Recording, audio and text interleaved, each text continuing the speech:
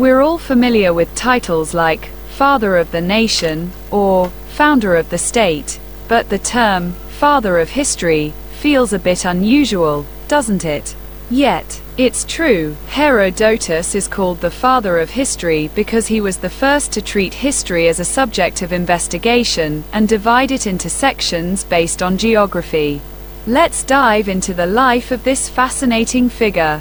Historians rely mostly on Herodotus's own writings to piece together his biography.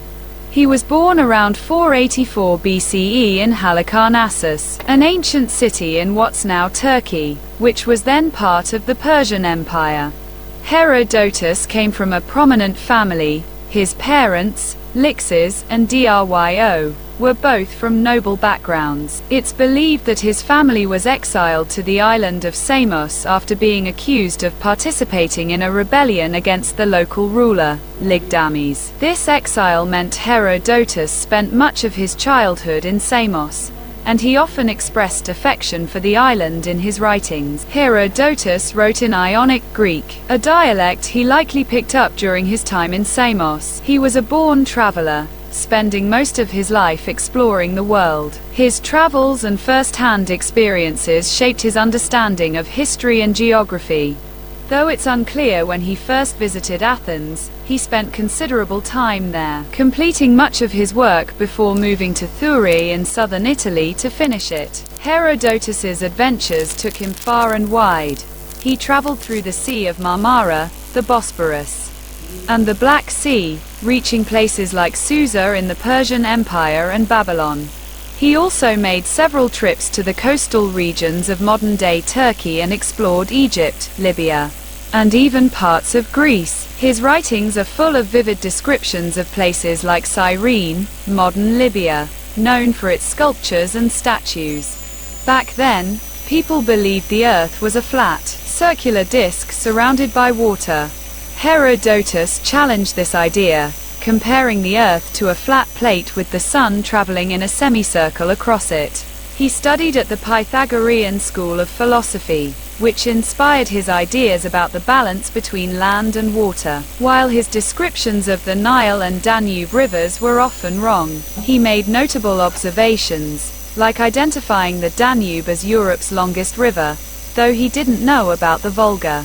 Herodotus also speculated about seasons and climate. He believed that winter was caused by winds pushing the sun southward, which reduced temperatures. Despite these scientific inaccuracies, he made groundbreaking attempts to map the Earth, drawing an early version of the prime meridian that stretched from Egypt to what is now southern Turkey. Herodotus divided the Earth into three main regions: Asia, Europe, and Libya, Africa. He wrongly claimed that Europe was larger than both Asia and Africa combined, but his efforts to define natural boundaries like the Bosporus and the Caspian Sea were impressive for his time. His accounts of the Scythian tribes, whom he learned about through Greek conquest, are fascinating.